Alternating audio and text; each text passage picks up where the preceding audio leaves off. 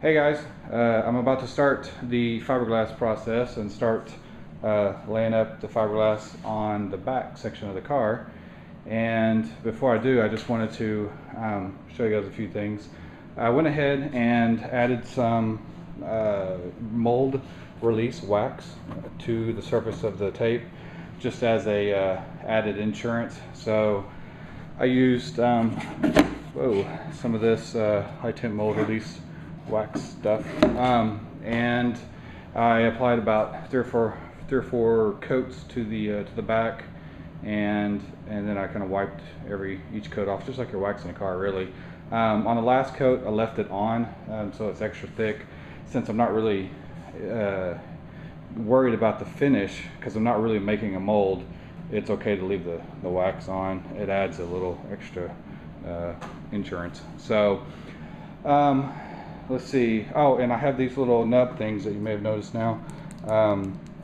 These are kind of what you use when you're making a mold, and you have two sections that you need to mate back together and ensure that they align properly.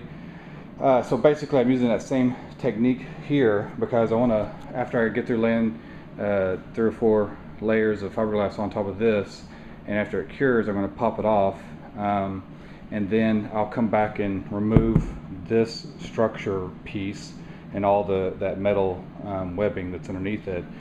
And these little things will ensure that when I put the fiberglass back onto the rear of the car, it will line up into these and kind of fit over these little nubs and line up to the car properly. And then I can bond that section to the hardtop and continue to finish up the whole rear section, like the Vision. So, which I don't even know what it looks like yet. But anyway, oh, good. Hang on. Okay, one second. Okay, so in that meantime, over the weekend, I built this little box over here. Sorry, I'm checking my phone. And this is to exhaust all the fumes and dust from the inside of the garage to the outside. So I have these little fans, and they kick up pretty high. And they work really well. I was really surprised. I was thinking I was going to do some other type of fan, and we'll see how well it works when I start laying the fiberglass and see how bad the fumes really are. But I think it's going to work out pretty good. If not, I'll replace it with a different type of fan. But for these little guys, they work really well. These are what I used in my little workout area to cool me down. They work really well. But oh no, my light just went out. Anyway, okay. Okay, so I've laid out all my fiberglass materials, and I cut out some sheets that I'm comfortable working with. You don't want to, when you're doing this stuff, you want to make sure that you don't lay down too big of a fiberglass section. If it's like, especially if it's just you doing it, you want something that you can work with one section at a time.